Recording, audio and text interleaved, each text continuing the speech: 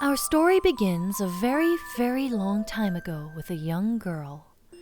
One day, this girl spotted a rusted spaceship holding a small star child. "What's your name? Are you lost?" the girl asked the star child. "I'm Luma, and I'm waiting for Mama. She's coming for me on a comet," said the star child, who had been waiting day and night. "Don't worry, I'll wait with you," the little girl promised Luma. At nightfall, the little girl borrowed her father's telescope and peered into the sky. She looked and looked, but she saw nothing. Hours turned into days, and then years, but still the sky revealed nothing. Finally, the little girl sighed and said to Luma, "If we stay here looking much longer, I'll be an old lady soon." But then she had an idea. "Why don't we go out there and find your mother ourselves?" The girl and Luma fixed up the rusty spaceship, and then the two set sail into the starry sky. And this is how the search for the celestial mother began.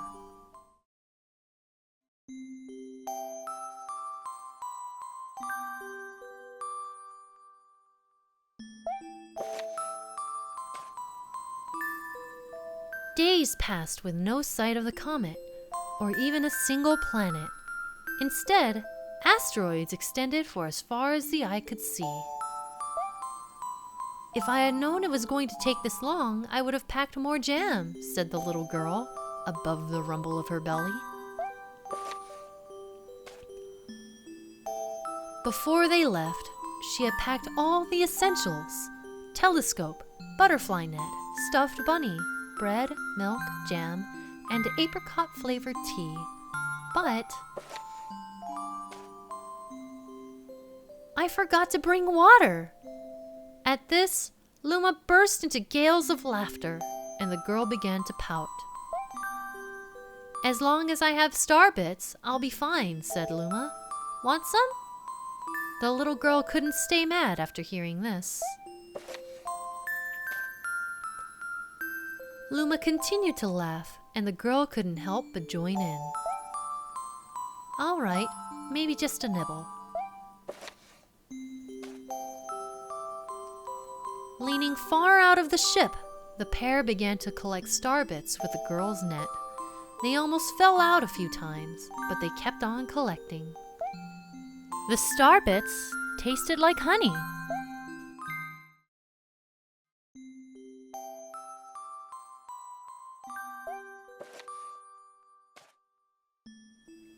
A beam of light pierced through the ship's window. Thinking it was the morning sun, the girl peered through the window, only to find a turquoise blue comet shimmering at her. The little girl shook the sleeping Luma awake and shouted excitedly, "We have to get that comet!" The pair descended on the comet and found that it was made of ice. They looked high and low, but Luma's mother was nowhere to be found. Exhausted, the little girl sat down with a flop, utterly unable to take another step. Look! Peering down at the icy ground where Luma was pointing, the girl suddenly noticed clusters of starbits encased in the ice. "Pretty good, huh? Finding starbits is my specialty," said Luma, beaming. "There's ice here, but it's so warm. I'll bet there's water here too." The two decided to stay on the comet for a while.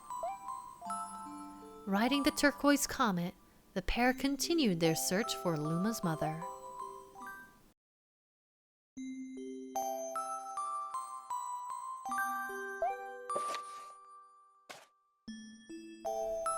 One night, the girl dreamed about her own mother.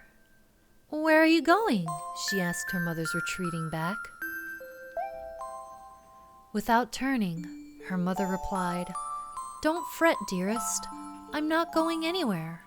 I'm always watching over you, like the sun in the day and the moon in the night."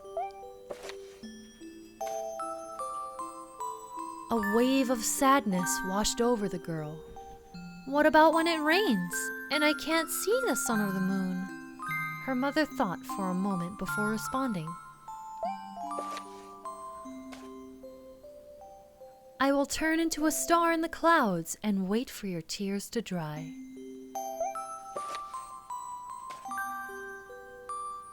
When she awoke, the girl's face was damp with tears.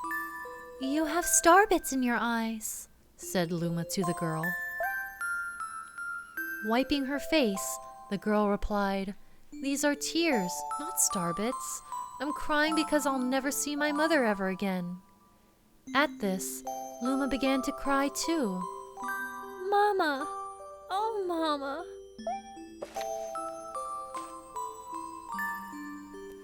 The pair traveled through the starry skies, and though they encountered many other comets, not one of them held Luma's mother. Luma was despondent. Now, Luma, the rain clouds won't go away if you keep crying," the girl said, giving Luma a squeeze. "I'll give you a present if you stop." The girl closed her eyes and said gently, "I'll take care of you." With these words, she felt a small spark in her heart.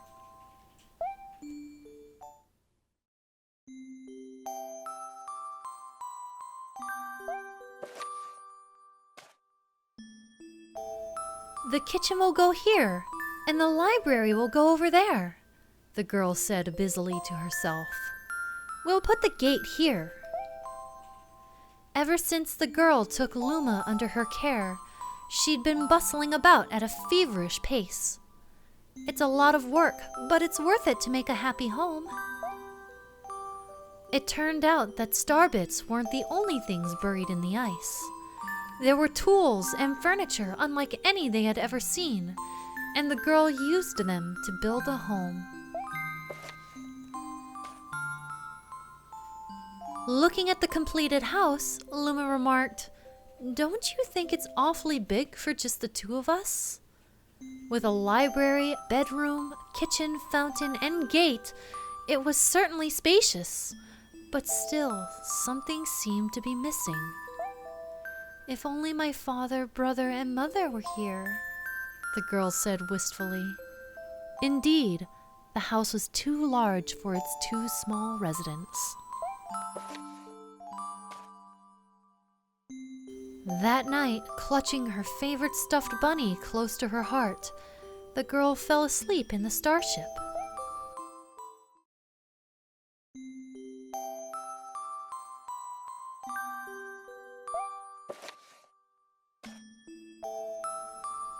Then one day, while the girl sat sipping tea, a tiny apricot-colored planet appeared on the horizon. From the planet, another Luma of the same color emerged. "Do you two know each other?" the girl asked the two Lumas gleefully. Despite the girl's excitement, they seemed uneasy.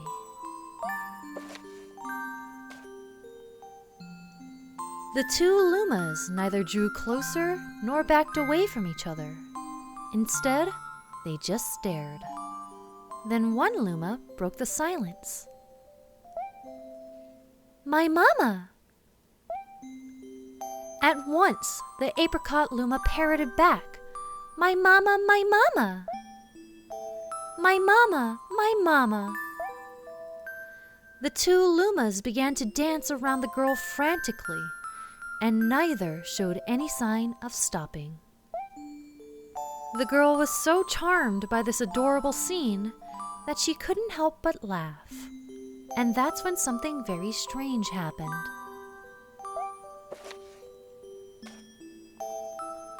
Suddenly, more Lumas began to pop out from the apricot planet. They were different colors, but they all shouted the same thing. "My mama! My mama!" The sight of all the shouting Lumas only made the girl laugh harder. "What am I going to do with all these children?" The Lumas just stared blankly as she doubled over laughing. "I guess we'll have to name each and every one of you." Tomorrow, once she had finished naming them all, she would begin moving all the Lumas into the new house.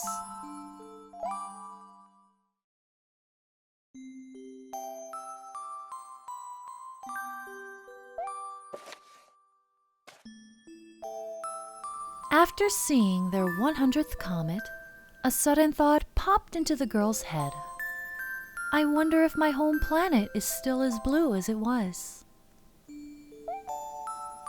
That's when she remembered her father's telescope. Peeking into the telescope, a tiny blue dot floated into sight. It was smaller than a starbit. How strange! It's so far away, but it feels so close.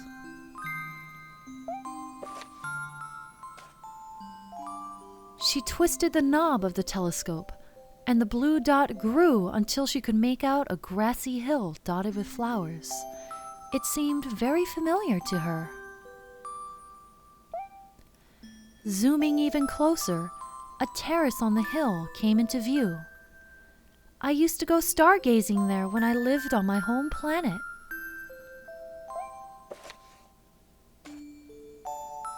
She remembered rubbing the sleep out of her eyes as she followed her father up that hill to look at the stars.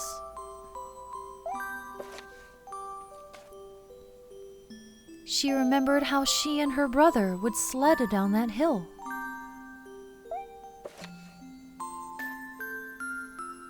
She remembered having picnics with her mother on that hill on bright and windy days. And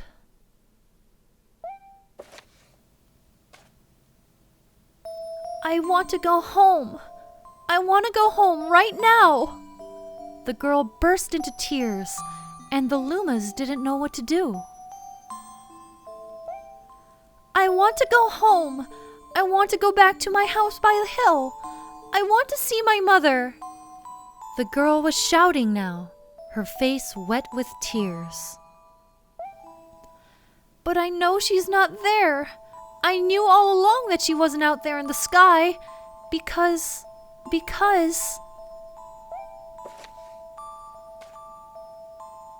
she's sleeping under the tree on the hill." The girl's cries echoed through the stars, and a hush fell over the area.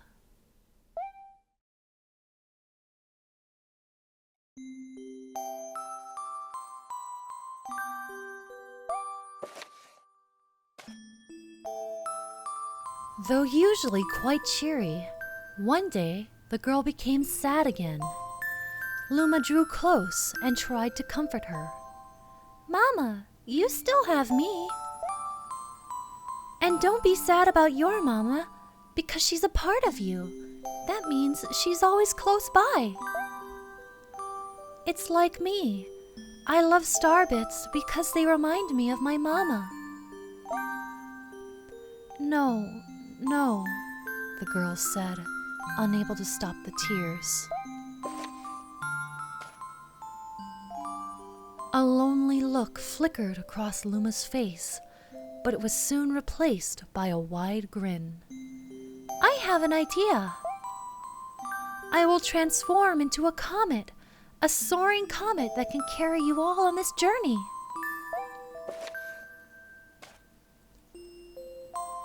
With that, Luma, trailing bands of white, soared high into the sky and just as quickly started to plummet back down. Kaboom! Kablam! The ground shook, and a bright light poured out of the crater that the Luma had created.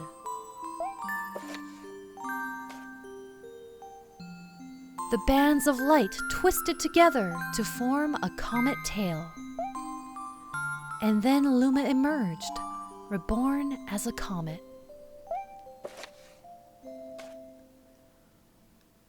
The girl could scarcely believe her eyes.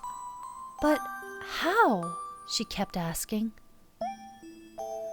Our destiny as Lumas is to transform into different things, said a red Luma who had suddenly appeared. Stars, comets, planets, we can become all of these things. When I grow up, I want to become a star that makes someone special smile, said a green Luma. A blue Luma chimed in. That Luma turned into a real cutie of a comet, didn't he? All of the Lumas together said, No more crying, Mama. Thank you, said the girl in a whisper, and she pulled the Lumas close and hugged them. From that day on, starbits no longer fell from the girl's eyes.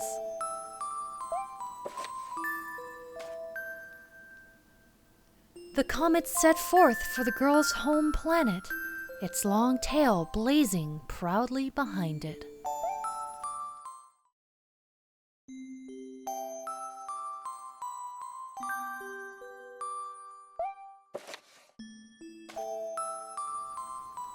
With its many lumas and telescopes, the comet was quite a sight to behold.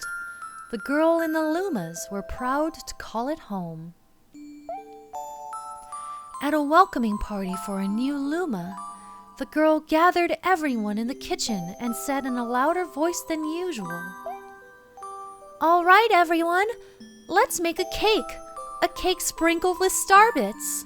Then it will be a star cake. The Lumas excitedly began to gather the ingredients. As she watched the Lumas scurry about, the girl smiled and thought to herself, This is my family now, and I will stay with them until they're ready to leave the nest. And when they do leave, I'll see them off with a smile. Because that's what makes a mother happiest. That night, when the girl lay down to sleep, a soft light enveloped her and reminded her of the blue planet she once called home. But it would be nice to return home once every 100 years to nap in my favorite sleeping nook.